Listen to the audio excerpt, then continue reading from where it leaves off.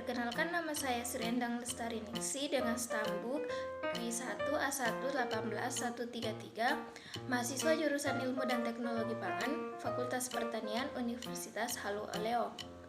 Pada video kali ini, saya akan menjelaskan tentang bioteknologi pangan. Yang pertama, manfaat mempelajari bioteknologi pangan. Yang kedua, bioteknologi konvensional dan modern beserta contohnya. Yang ketiga, teknologi DNA rekombinan, dan yang keempat, mikrobiologi pangan beserta contohnya. Oke, langsung saja. Yang pertama, yaitu manfaat mempelajari bioteknologi pangan.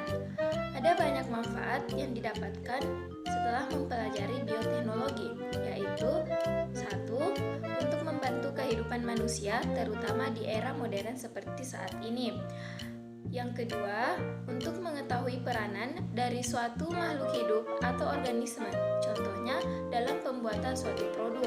Yang ketiga, untuk mengetahui berbagai macam proses yang digunakan dalam ilmu terapan dengan pemanfaatan makhluk hidup. Yang keempat, dapat meningkatkan hasil produksi pertanian melalui tanaman transgenik. Dan yang kelima, dapat menciptakan sumber makanan baru, misalnya air kelapa menjadi nata de coco. Yang kedua, bioteknologi konvensional atau bioteknologi tradisional merupakan teknologi tanpa rekayasa genetika, masih bersifat sederhana, dan hanya mengandalkan kemampuan mikroorganisme untuk menghasilkan suatu produk pangan yang dapat dikonsumsi. Pada pembuatan produk yang menggunakan teknologi konvensional dilakukan melalui proses fermentasi. Nah, pasti teman-teman bertanya, apakah yang dimaksud dengan fermentasi? Fermentasi merupakan proses terjadinya penguraian senyawa-senyawa organik untuk menghasilkan energi serta terjadinya pengubahan substrat menjadi produk baru oleh mikroba. Berikut contoh-contoh hasil produk yang diperoleh dari bioteknologi konvensional melalui fermentasi. Yang pertama, ada tape, yang kedua ada tempe, terus selanjutnya roti, yogurt, keju, nata de coco, kefir, dan masih banyak produk lainnya. Yang ketiga, bioteknologi modern. Bioteknologi modern biasa juga disebut sebagai bioteknologi baru, yang merupakan bioteknologi yang dilakukan melalui pemahaman sistem intraseluler dan molekuler untuk digunakan langsung atau dimanipulasi sedemikian rupa elemennya dalam upaya menghasilkan produk yang bermutu. Contoh bioteknologi modern yaitu rekayasa genetika atau pencangkokan gen. Bioteknologi modern juga memanfaatkan prinsip-prinsip ilmiah melalui penelitian, sehingga diperoleh produk secara efektif dan efisien.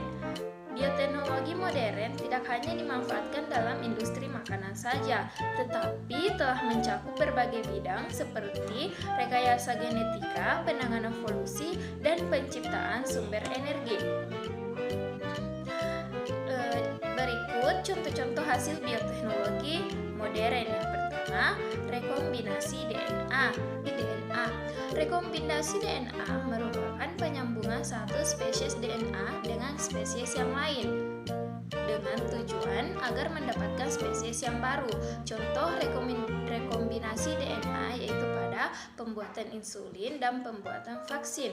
Yang kedua, fusi sel atau teknologi hibridoma. Fusi sel atau teknologi hibridoma merupakan peleburan dua sel yang berbeda menjadi kesatuan tunggal yang mengandung gen-gen dari kedua sel asli. Dan yang ketiga yaitu transfer inti atau cloning. Transfer inti atau cloning merupakan proses pemindahan inti sel tubuh ke dalam sel telur tanpa inti, sehingga telur tersebut akan membelah diri dan menjadi embrio. Teman-teman, contoh dari transfer inti atau cloning ini banyak dilakukan di bidang peternakan, yaitu spesies domba doli.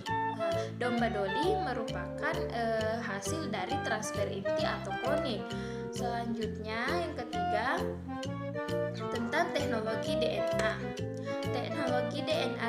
rekombinan merupakan kumpulan teknik atau metode yang menggabungkan atau mengkombinasikan gen-gen yang berasal dari sumber-sumber yang berbeda, sehingga teknologi DNA memungkinkan untuk: 1. Mengisolasi DNA dari berbagai organisme. 2. Menggabungkan DNA yang berasal dari organisme yang berbeda sehingga terbentuk DNA rekombinan. Dan yang ketiga, memasukkan DNA rekombinan ke dalam sel organisme prokariotik maupun eukariotik hingga DNA rekombinan dapat bereplikasi dan bahkan diekspresikan. Yang selanjutnya, contoh dari hasil penggunaan teknologi DNA rekombinan yaitu: 1. Pembuatan adanya insulin. Insulin telah digunakan untuk mengobati penyakit diabetes.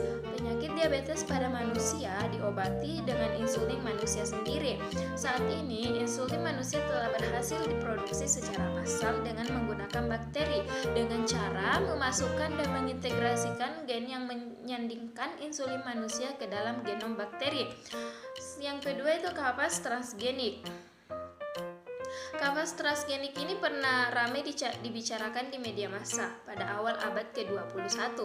Salah satu kapas transgenik adalah kapas BT.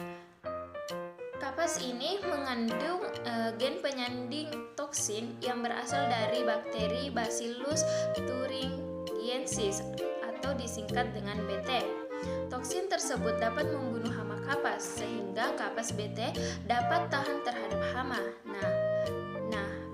Penghasil insulin dan kapas BT tersebut merupakan sebagian dari hasil rekayasa yang dilakukan manusia terhadap makhluk hidup dengan menggunakan teknologi DNA rekombinan. Yang keempat yaitu mikrobiologi pangan. Mikrobiologi pangan merupakan suatu ilmu yang mempelajari tentang makhluk hidup yang sangat kecil yang hanya dapat dilihat dengan menggunakan lensa pembesar atau mikroskop. Makhluk yang sangat kecil tersebut disebut dengan mikroorganisme atau mikroba. Pertumbuhan mikroba pada pangan dapat menimbulkan berbagai perubahan, baik yang merugikan maupun yang menguntungkan. Mikroba yang merugikan misalnya mikroba yang menyebabkan kerusakan atau kebusukan pada pangan dan sering menimbulkan penyakit atau keracunan pangan. Sedangkan mikroba yang menguntungkan adalah mikroba yang berperan dalam proses fermentasi pangan seperti dalam pembuatan tempe, tauco, oncom, kecap, tape, dan lain-lain. Yang pertama yaitu pembuatan oncom. Teman-teman bisa lihat gambar di pojok kanan di layar. Itu adalah gambar oncom. Oncom merupakan produk fermentasi kapang atau jamur dengan bahan utama berupa limbah seperti limbah bungkil kacang tanah, ampas tahu, ampas singkong atau ampas kelapa. Untuk pembuatan oncom dapat digunakan kapang tempe atau jamur dengan bahan utama yaitu Rhizopus oligosporus yang dapat menghasilkan oncom yang berwarna hitam. Sedangkan oncom yang berwarna kuning kemerahan atau jingga diperoleh dengan menggunakan kapang jenis Neurospora cytopila. Selanjutnya pembuatan kecap. Pasti teman-teman sudah familiar dengan produk fermentasi yang satu ini. Kecap dibuat dengan menggunakan mikroba jenis kapang yaitu Aspergillus oryzae, Aspergillus wenti, dan Monilia cytophia.